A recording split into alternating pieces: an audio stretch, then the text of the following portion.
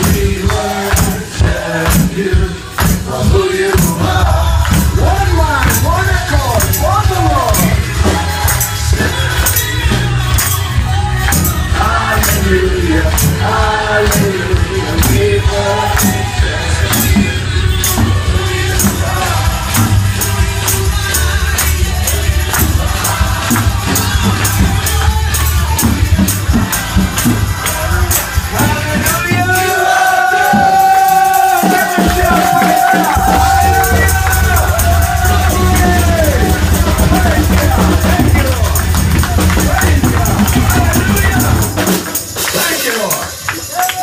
That's what God's talking about. Worshiping Him. Amen. One mind, one accord. Giving Him praise. Let's give Jesus another time. Jesus' name. All right, praise God. Hallelujah.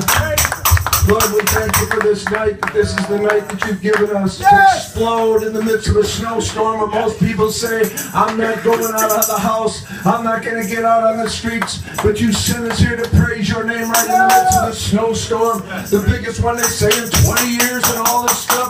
Lord, we don't care what the weatherman says. We're here to please you in the name of Jesus and do what you say.